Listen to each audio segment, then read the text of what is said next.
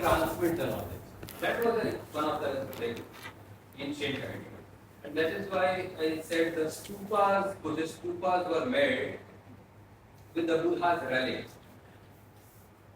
Because from the relic, some vibration, some transmission, something might happen. And that will, percolate, that will go down to those who are sitting near. And there is one of the Vedic tradition which says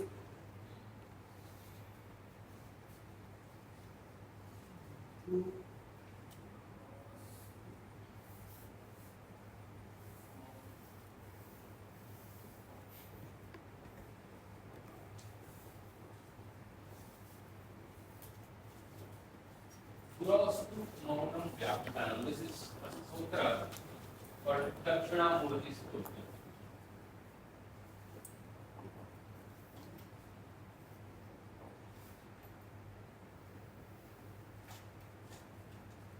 Of Shiva.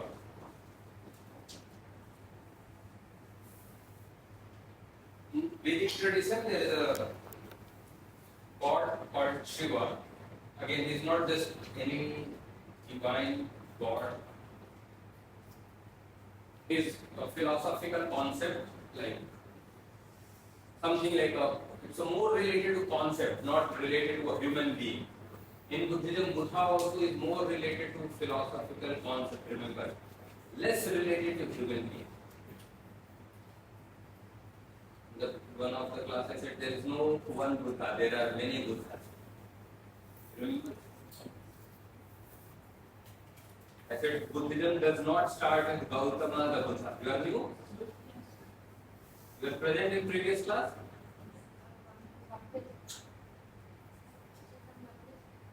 But one week you were not. So Buddhism does not start with Gautama the Buddha because in traditional Buddhism there were many Buddhas. And future there will be many Buddhas in the future. So these are some new things. Similarly, the Shiva, one of the Hindu god, again this is more related to concept, not related to a human being.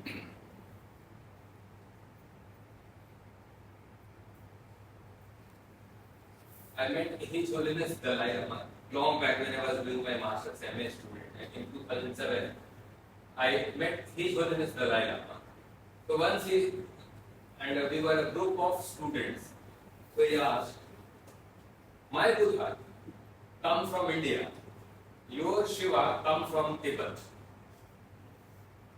Like the Shiva, Lord Shiva, the Hindu tradition, those who know Hinduism, they know that the abode of Shiva is in Kailash. And Kailash is present in Tibet or in China, occupied by China. His question was, your Shiva, your Hindu god, come from Tibet and my Buddha come from India. Check. Try to explore why. Anyway, so what I am saying here, actually this is a stotra, a praise, a hymn for Shiva. It says that Guraustu Maunam Vyakhanam. Guru is the teacher, again not a mere teacher like me. Guru is a term which means actually the literal meaning is heavy. Gurutvakarshan, that means something gravity, somebody who is having gravity, that means somebody who pulls you, attracts you, is the Guru. And he attracts you because of his vastness of knowledge. So Guraustu Maunam, Maunam means silence. So real teaching, transmission, Maunam means, this means Guru, means teacher. This is not good translation, but teacher. Mauna means silence.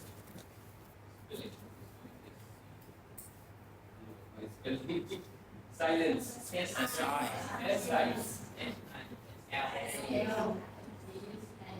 Silence. And Dakshanam is the lecture. The teacher lectures happen in silence.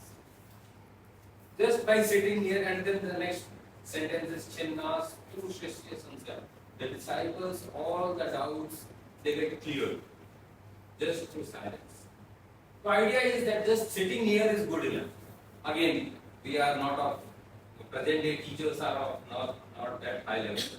But in Upanishad, that's the meaning. Why Upanishad? That means sitting near to the teacher.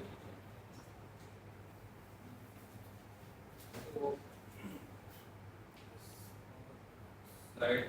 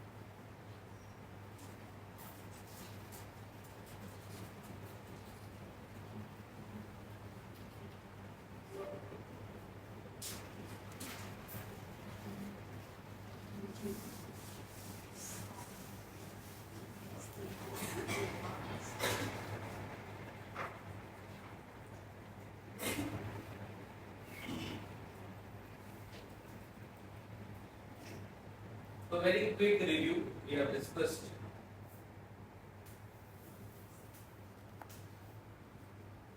the basic history of Indian religious literature. So this is Vedic time period. Then we have Buddhist and Jaina, philosophical system, ethics, and modern period. So we are discussing in this course the entire introduction to entire philosophy, Indian philosophy. In very nutshell, as I said, because you have two dedicated course for Buddhist philosophy, Dr. Pooja and Dr. Brinda, they are teaching. So in my class, I won't focus on Buddhist philosophy that much. And in the after mid semester, when you will have some idea of Buddhist philosophy, then I will present a comparative study of Hindu philosophy and Buddhist philosophy. That is how I have planned my lectures. So that way I will discuss Buddhist philosophy in comparison to especially the Vedanta, one of the philosophical school, Hindu philosophy. So that way you will have a little comparative analysis. So at present we are discussing Vedic literature, in which the philosophy comes from Upanishad, mainly it comes from Upanishad. And we have discussed this.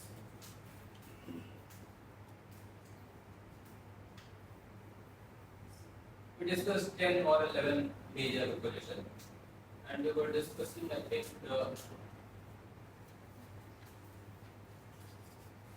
these questions we have discussed from. Can I have you already covered this, or do you have? Yes. Oh, okay, so I need to catch up. Yes, Okay. and there is a study material, and where these PowerPoint slides are shared. I'll add you in the Google Classroom. I'll be registering this afternoon. Yes, and there is a study material. If you read that, you will get a broad idea what we have discussed. And if you have doubt, you can come to me, or you can ask in the class. Once you read that document, still you have doubt, Yeah. you can ask, because this will continue for some time. So you can ask the doubt. So no issue. Anybody, feel free to interrupt in between if you have some doubt. If you read the material, still some doubt is there, feel free to ask before I begin or after I end my class. So these key concepts we have discussed: what is Brahman, what is Atman, what is Maya, what is Samsara, what is Moksha, what is Karma. Sir, I don't understand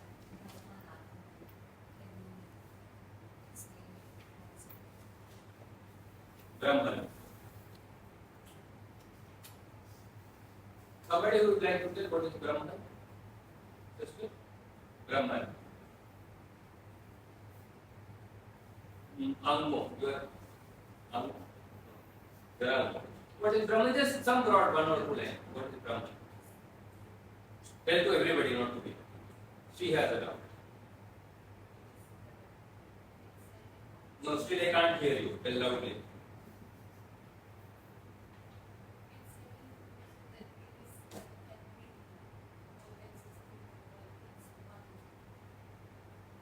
Is it? It's everything. Whatever exists according to Upanishad, is Brahman. So that's ultimate reality. Brahman is ultimate reality according to Upanishad and according to Vedanta.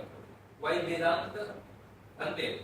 Why we call school of philosophy, one school of philosophy, we call it Vedanta. What does that mean? Vedanta. What does that mean? Sister, Vedanta. What does that mean? Vedanta. What does that mean?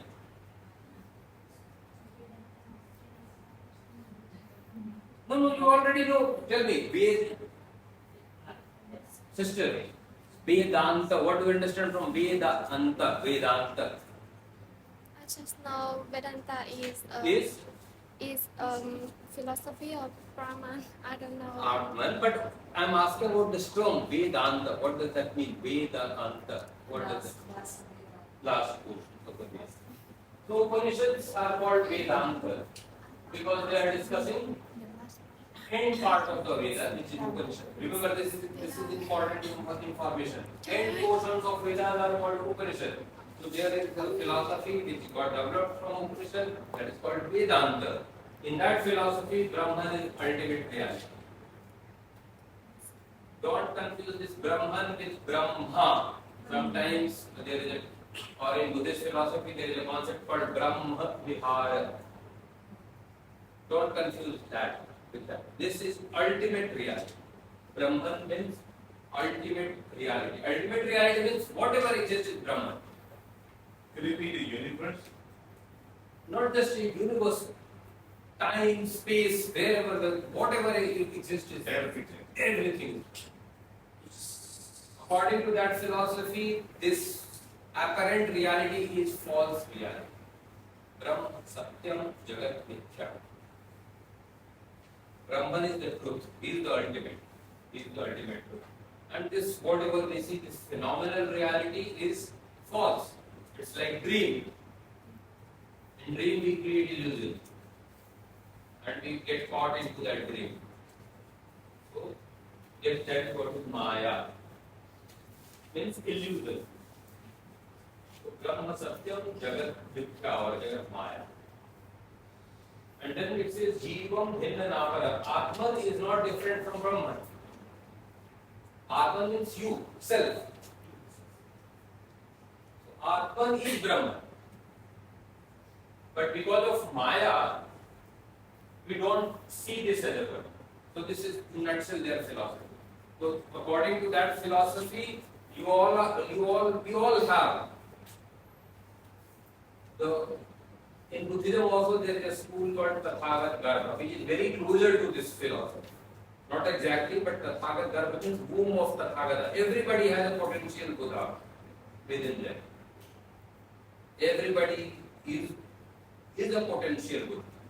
But because of illusory nature, because of ignorance, we don't see our real nature. Similarly, in this philosophy, this Atman, this Param Atman, because of illusion, we don't see our Param is ultimate. We don't see our real nature. So when ignorance is gone, we get to know that Brahman and Atman, Jivam Bhinna Navara, the Jivatma, you is not different from Brahman. And because of that ignorance, we get caught into samsara. That means life and death and life and death. And we create karma. And once that ignorance is gone, we attain moksha or liberation, nirvana. Nirvana and moksha, they are synonyms. Moksha is also used in Buddhism and nirvana is also used in Hindu tradition. So nirvana nirvana is equal to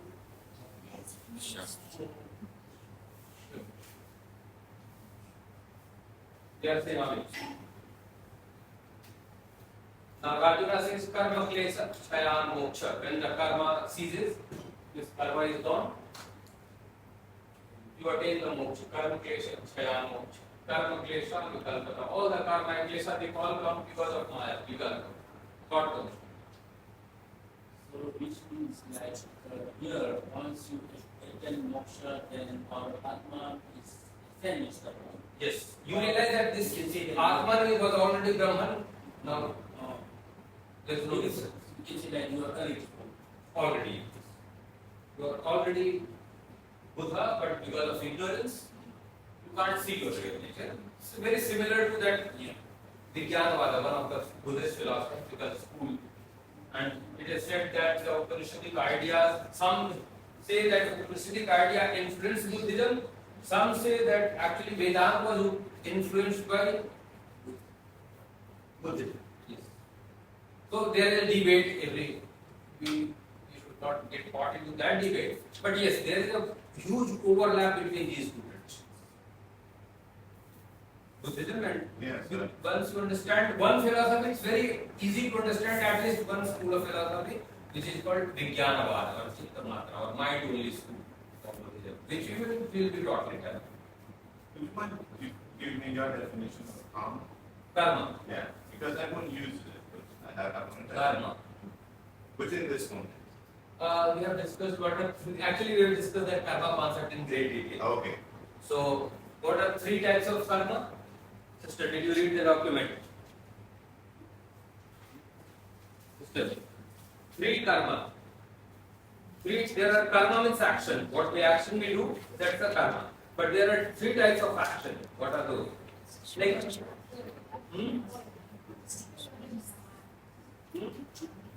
Sanchita karma, prarabdha, and kriyama. So this actually in this concept, there is a karma. Whatever action we have done in our past and past life, there is a storehouse, that karma. When we take birth, then a certain karma starts giving its fruits. That is called prarabdha. And presently, right now, there are some karma which are giving its fruits. Right now, at this moment, that is called kriyama, the karma in action. That is giving right now the fruits. So there are certain karma which we have to go through in this entire life. And there are certain karma which are accumulated, so which will give the. And what are actions right now we are doing, that will also get accumulated into that storehouse karma.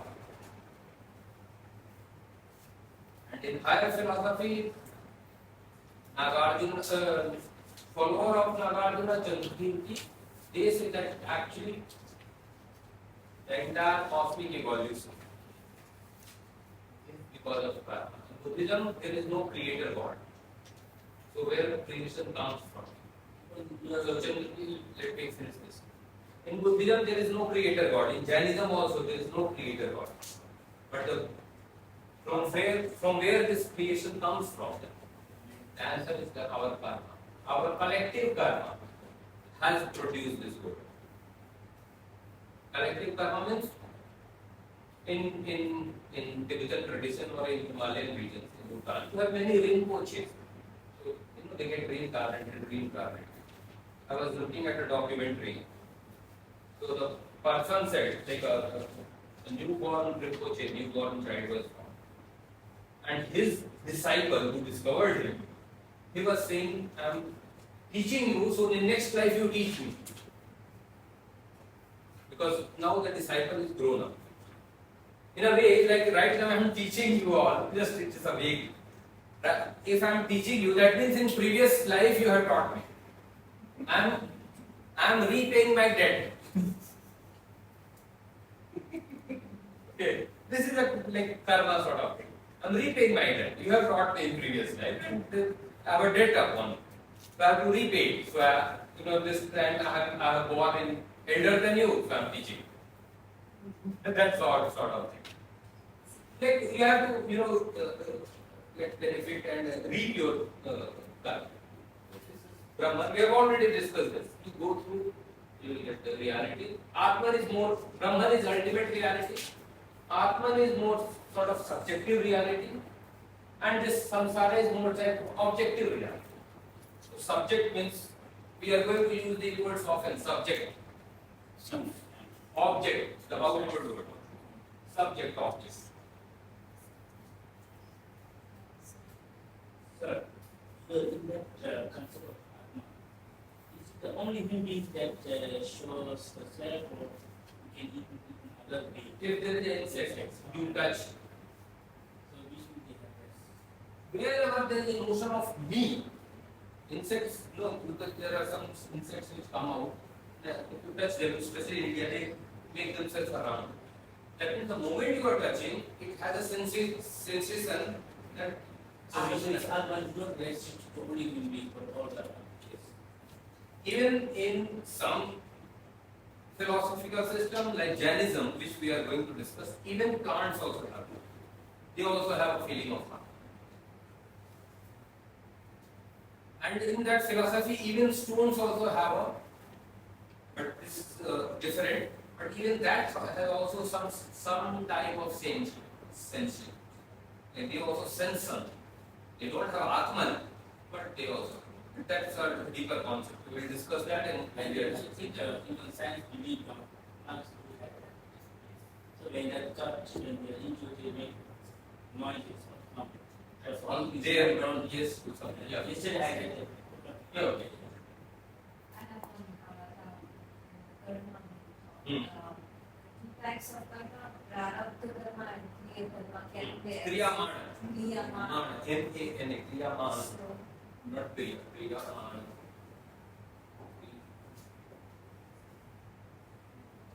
can they both exist together? Like, because every we do karma and then in the next moment we are getting the result. So, is it prarabdha karma or kriyamana karma? Like I'm asking question, you give the answer, that is the result of it. So it will be called a kriyamana karma or prarabdha karma. No. Right now you are asking a question. Okay. So this is a little deeper question, but I can discuss this. If you believe blindly in karma, there is a danger of fatalism. Your life will become fatalistic. Because of my karma I am suffering. Because of my karma I don't have any freedom. Because of my karma, a murderer will kill somebody and he'll say it was his karma to get murdered and it was my karma. Oh, in my last birth he killed me, so I am repaying. That way the entire world will become fatalistic. And moksha, nirvana won't be possible. Nobody can become Buddha because everything is doomed. Because it is getting One of them. cycling. It is getting repeated and repeated. So there, Kriyamana karma solves that problem. So prarabdha of my last birth, or my previous karma is giving fruit. Now Kriyamana karma is at this moment, right? This moment, you have the freedom. So you ask the question, I am giving an answer. Now a new sort of thing has got accumulated, and that gets accumulated as a sanchita samchita. Kriyamana karma is at this moment because new karma, if that can't happen, new karma cannot be generated. So you have the freedom at this moment. You did not have the freedom where you can take birth. Already birth has happened. You don't have a control over just a moment ago, but at this moment you have the freedom. So that is why this Kriyamana karma is important. Otherwise, prarabdha itself is enough, good enough. But this Kriyamana karma resolves that problem. Otherwise, the world will become fatalistic. While these philosophers, there are some philosophical systems who do not believe in, free will. But This is say, from Bhutan, maybe 2 words of my friend came with the injection studies. Now, this year, he decided that now this field is not working for maybe to get out of politician or the history. is a change of actions or maybe this is happening because of To some extent we can say. But the moment you decide, then that gets beyond. So that way you can generate new garments. This is in a very nutshell. Actually, in a very, very deeper philosopher, it is said, Bhagavad Gita, one of the Hindu scriptures, says, Gahna Karmano Gati. So, in your life, you will see that even very good people, they suffer a lot, and very bad people, they enjoy the life. So, it is said that don't go too much, then, and as I said, people blame, oh, my karma was bad. That is why I am suffering. They don't look that okay because of I did something, I made some mistake, that is why I am suffering. They say, oh, my karma was bad. So there is a danger of fatalism. Too much deliberation is not, you should not put too much emphasis on the karma. It is very clearly stated in some of the texts. This is important concept. Atman. Atman is self-cognizing concept. This is new. I think you have not discussed this. So suppose there is a light here. So light illuminates itself. And when light is there, it illuminates the object. Light can illuminate itself. And it illuminates the object as well. Similarly, Atman is self-cognizing. It knows that I am there. And it also knows that there is an object here. Suppose if you are not conscious. Suppose you are not conscious. You are unconscious. Even if you are sitting here, you won't see that there is a teacher. And when you are not conscious, even you don't know that okay, I am there. So Atman, the concept of Atman is self-cognizant. Think about consciousness as the light which can illuminate itself, that is subject, and it can illuminate other object. So light illuminates itself. It knows the moment there is Atman or the idea of self, so you know that I exist, and you know that she also exists, the table also exists. So this subject-object distinction is because of Atman. And when there is a subject-object distinction, you are caught in samsara. That is why Buddha, in Buddhist philosophy, Buddha attacked anatta, anatma, no self. Buddha did not deny, okay, that there is no self. He accepted self conventionally in day-to-day form, but he said, Atman realization.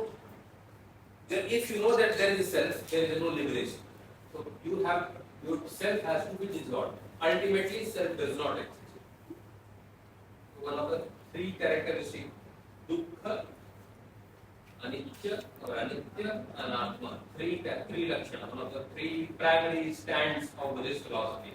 Third is the most important one and the highest one, anatma, no self. While in other tradition, Atman does exist, it is eternal. In Buddhist philosophy, Atman ultimately does not exist. So, what are two extremes Buddha said to avoid? Can somebody answer? Buddha said to follow middle path. Next. Buddha said to follow middle path. So, middle path means there are two extremes. What are the two extremes Buddha said to avoid? Oh, that's ethics. Huh? Just extreme aspect. Extreme means one Yeah. end, like Not luxury. Hmm? Not luxurious and not extreme. Not. Not the extreme like aesthetics, ethics. The middle is in between. In between. Yeah. So what are two extremes? Buddha said don't get into two extremes. One is hmm? One is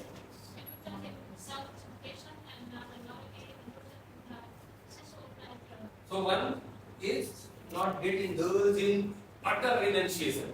Like you just leave everything, no food, no clothes, nothing. There are traditions. They don't take food, or no, they avoid taking food. Jainism, there is a tradition. They try to die without taking any food, and they don't take any clothes. So there are that extreme traditions. One, extreme ascetics, and another is getting too much indulged in sensual pleasure, too extreme. That's one. Buddha said follow middle path. But in philosophical doctrines, when we are discussing, Buddha said avoid too extreme. What are those two? In philosophy, when we discuss, Buddha said follow middle path. What are two extreme he denied? Nihilism. One was nihilism. What does that mean? So when Buddha said follow middle path, in philosophy it is said, he said avoid Quên. absolutism. Hai cực đoan. And avoid nihilism.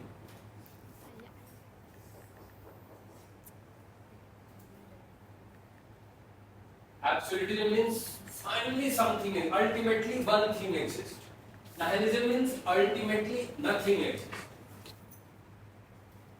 Nihilism means nothing exists. Absolutism means everything exists, you can say. Ultimately everything exists. Buddha said don't fall into this. Mostly Vedanta philosophy, when this Buddhists are discussing with Vedanta, they say it is absolutism. This philosophy is absolute. Because finally what exists? Brahman exists. Ultimately, what is the reality? Brahman. And there is another school which we will discuss after discussing Upanishad, which is called Charvaka. Materialists. They are nihilists. Nihilists.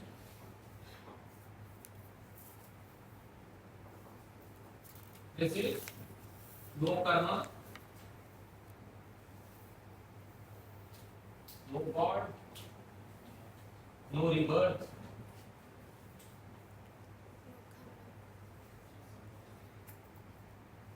So this is one of the schools which we will discuss after this. So Buddha said, don't become that nihilist, or not become absolute.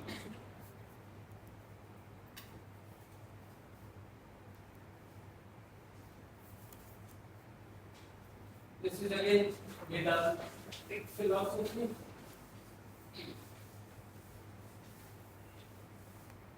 This is just a gross idea how this subtle body, or means the Atman. Atman is actually not subtle body, but from that Atman, the idea of subtle body comes in.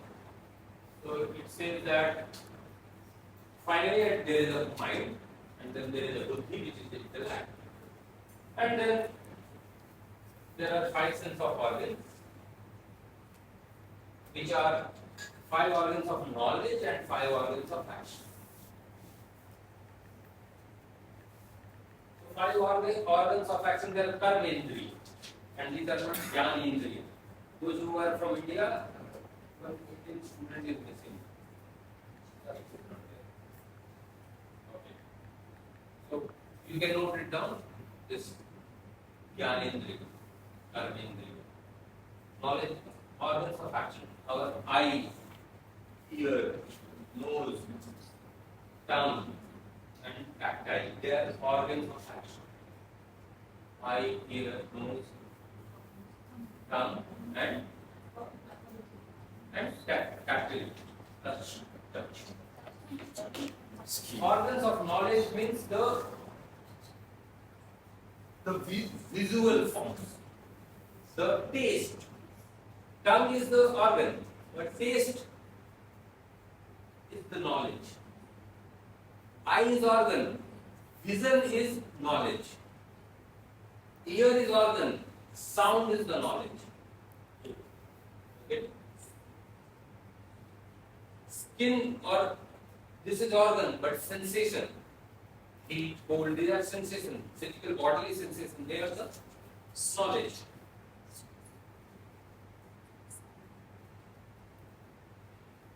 Just eye is not sufficient in order to have vision. Suppose you are dreaming. No, I did this experiment with my nephew. He used to know when he will be sleeping, he will say something. Have you seen people like they when they sleep or when they dream, they start speaking something. So he was having that sort of dream. So and whether you know this or not, when you dream actually your eyelids move. When you dream, you see a dream, your eyelids they move. So once he was dreaming and speaking something, I recorded it from my mobile and I opened his eyes and the eyelids were moving. And I showed him. So eye is just organ. While your eye is open like this, but you are dreaming, you are seeing something else. So organ of action and organ of knowledge. They are different. Are you getting this? So, eye is not sufficient. In order to have vision, eye is not sufficient.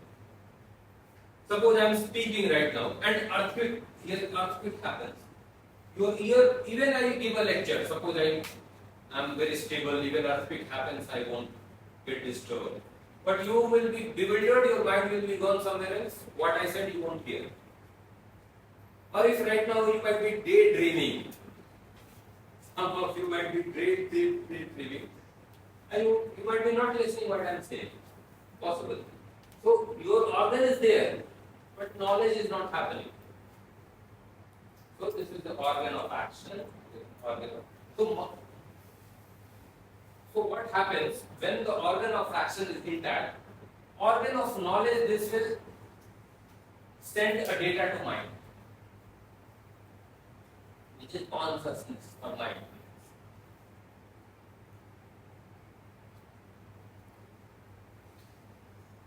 And then the mind will send the data to be analyzed.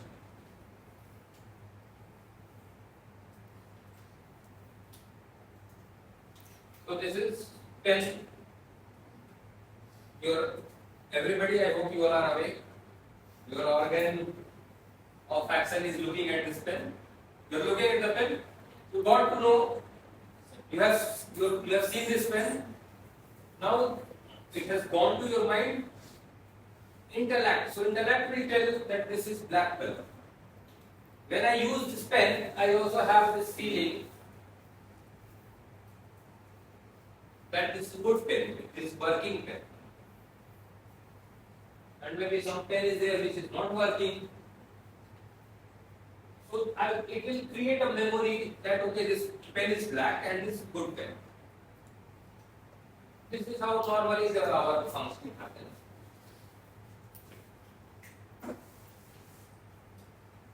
And then this creates a sense of ego, sense of I. Because I did all this, I saw the pen, I used it, I had this memory, and so this all organ of knowledge, organ of action and mind, this creates a sense of I-ness. The newborn baby before 6 months, before 6 months, there is no I-ness structure. Newborn baby, like if it's 2-3 months baby, sense of I is not there. The baby feels that even the object, can't distinguish the object and the subject. What happened to my own brother? He was 2 months old. And in winters in our village we keep fire to keep the place warm. So there was a fire, open fire. And my mother was busy somewhere and this baby boy, he crawled and put his hands in the fire. His hand was burning but he did not take it out. Now right now if you touch something fire immediately, even unconsciously you will eat. But the sense of I is not developed because brain is still in premature stage. Baby has come out from the womb, so in the womb the entire world was the womb. Baby could not differentiate that this is my mother's womb, so that retains for a certain time period. I is not developed. So very small. This is a cycle. This is not some philosophy. This is already tested by psychologists. I-ness is not developed. Gradually we start developing this I. That is why when a baby sees a reflection, it thinks it's another baby. It doesn't see itself. That also comes little later. No, that. Is that the ego, I guess? Yes, that comes even after developing after 6, before 3-4 months, reflection won't make sense. Even nothing will make sense to baby. Not even not a baby. Huh? Baby will cry when, but baby would not distinguish that this is object and this is me. Not to 100%, but to some extent, there is no I developed. This is what has been observed by. I is not there. Sense of I is not there. Gradually it develops. Gradually these organs develop. Gradually the brain is not mind by the way. Brain is the storehouse of the mind. So, but if the storehouse is not developed, the container and content. So mind is the content, brain is the container. So container grows when the content grows when the container grows. Gradually brain develops, mind also develops. So the sense of I comes. Sense of intellect comes, sense of memory, all this keeps on happening. This is functioning of subtle body, which is happening within the body. And here, even neurons are in the body, so it's not just this. Brain is here, because when neurons are sending signals, so here also that the entire body has presence of mind.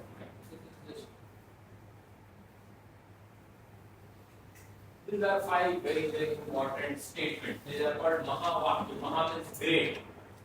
Maha means big or great. Vakya means statements.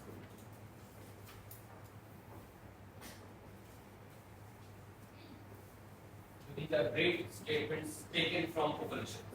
Very important. 5 of them. No, 4 of them. 4.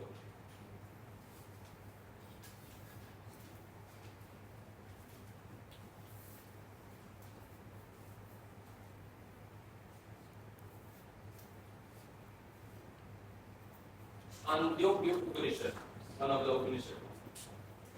Book 6, chapter 8, verse 7. It says, Tat Tvam Asi, this is Sanskrit. Tat means that. Tvam is thou or you. Asi means heart, this is the old form of English. That you are, or you are that. And that means the Brahman. Tat Tvam Asi.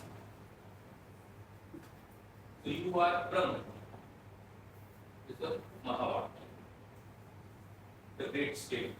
So the Upanishads, as I said, they are non-dualist. Non-dualist idea means there is no you and no me. There is no object, no subjects. Everything is one, which is Brahman. So that way, you are that. You are Brahman. Tattvam. There is Aitreya Upanishad which says Prajnanam Brahma. Prajna means actually wisdom. There is a Prajna Paramita Sutra. What we in Bhutanese or in Tibetan, what we call Shera. Shera means Prajna. Shera is Gyan. Shera. Prajnanam Brahma means that consciousness, the wisdom, not just not here I have this is translated as consciousness, but that higher wisdom. Consciousness of higher wisdom, prajna. Gya is consciousness. Bra is something prominent. So that higher consciousness is the Brahma. Not ordinary consciousness, but that higher consciousness. Actually, there is a consciousness is already there, but that higher, elevated level of consciousness is the Brahma. So when you get your consciousness, get that elevation or that get state, you realize that you are Brahma. Prajnanam Brahma. Consciousness is Brahma.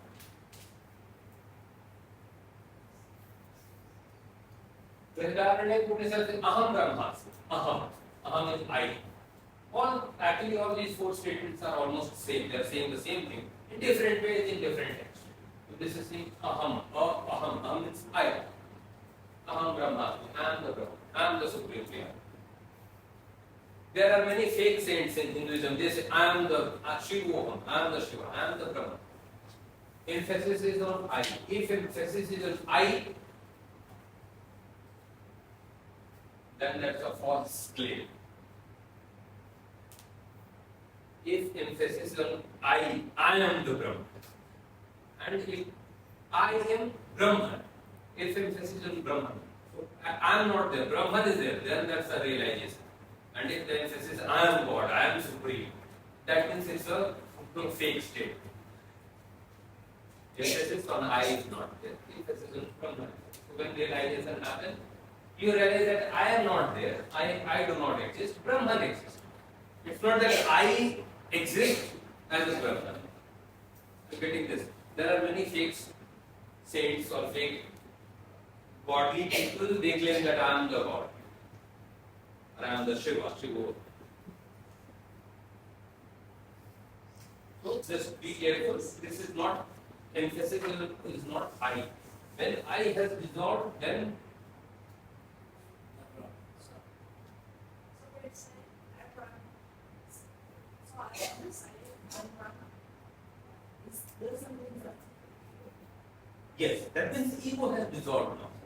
Ego has gone and, yes, and Brahman has come. Happy.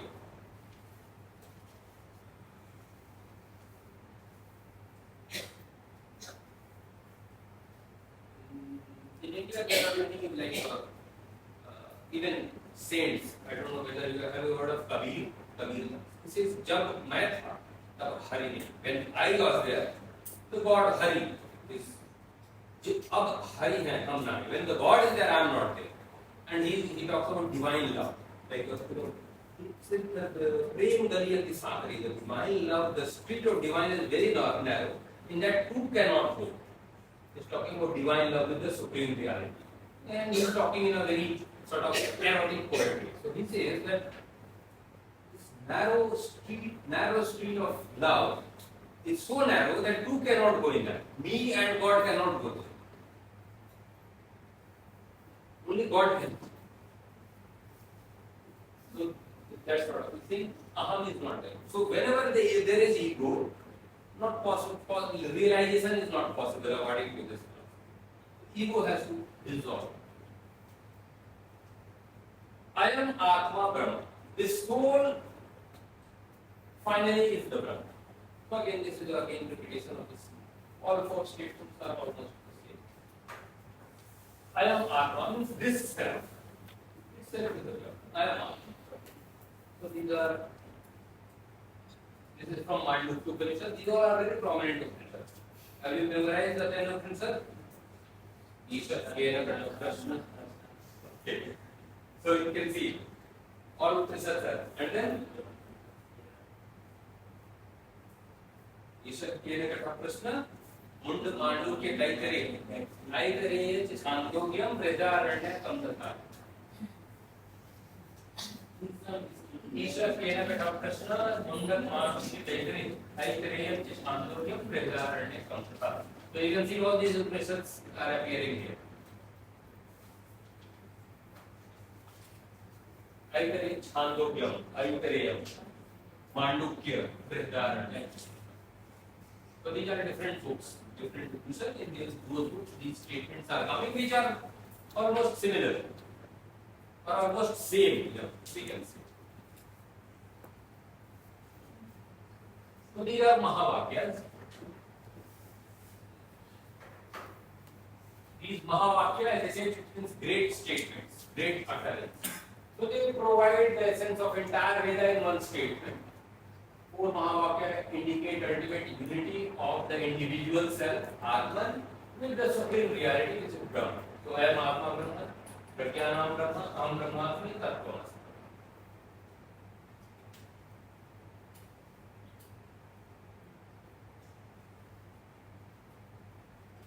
Now yesterday was Janmashtami. Yesterday there was a holiday. It was holiday. Yes. Why? Why holiday? Lord Krishna. Lord Krishna.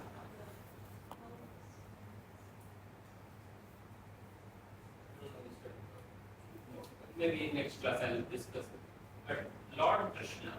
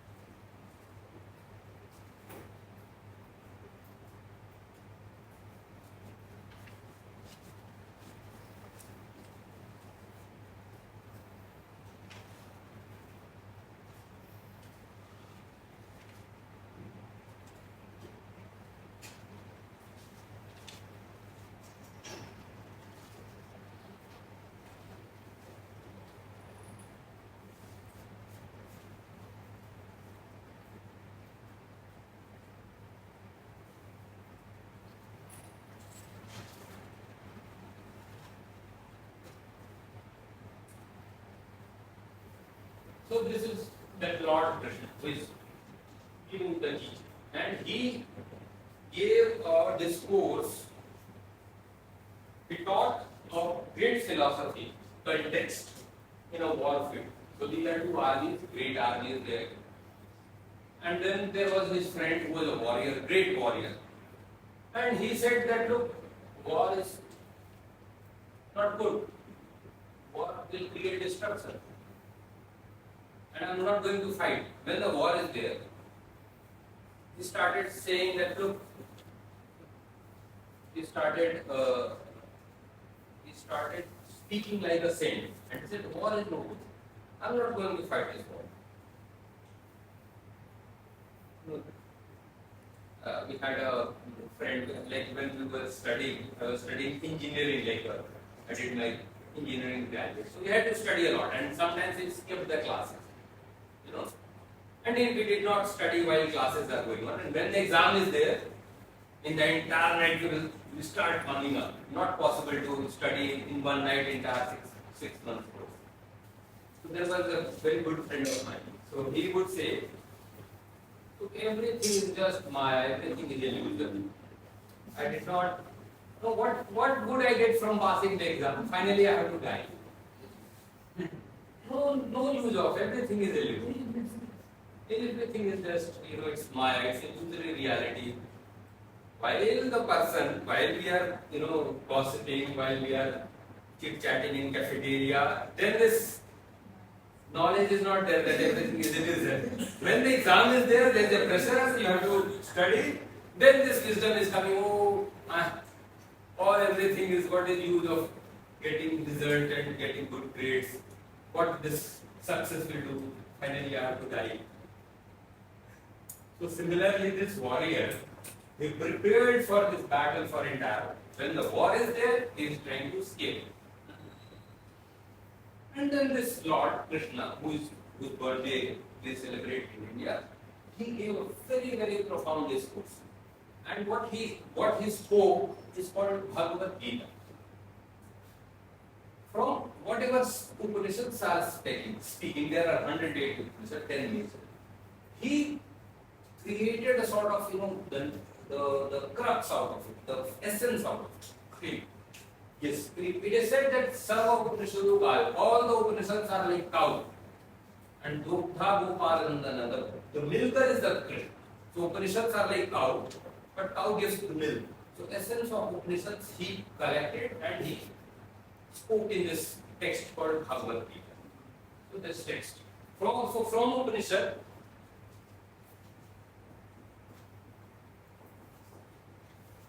derives this Bhagavad Gita. It's called Gita, or sometimes Bhagavad is also, and Bhagavad means divine. Namo Tassa Bhagavad. Bhagavad means divine. Bhagavato Arahato Samma Sambuddhassa. So Bhagavad is just an honorific term which is given to Buddha or any divine text. So this Gita is also called Bhagavad Gita. Bhagavad Gita. Bhagavad is just epithet, the way it is given to Lord Buddha as a Bhagavad, Bhagavan Buddha, or Bhagavad Buddha, or Bhagavad Buddha in Pali. It means divine. So this is a text. It comes from it is not independent text. It comes from Mahabharata.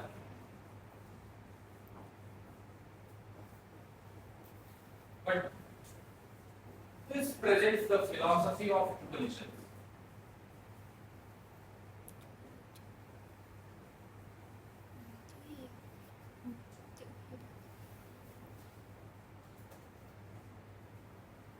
So historically, from the Vedas, Upanishads, Bhagavad Gita.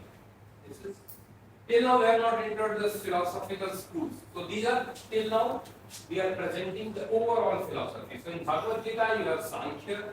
Second chapter is called Sankhya, which is one of the philosophical schools. There are many combinations of philosophy. Okay?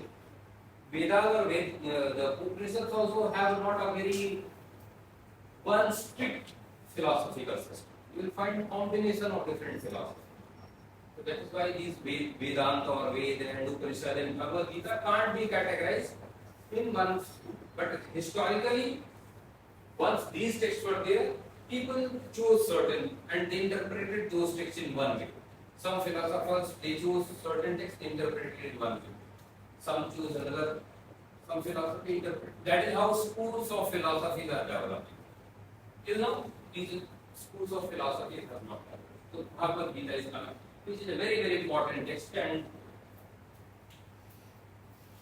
in Indian tradition, and you can see, from Bhagavad Gita.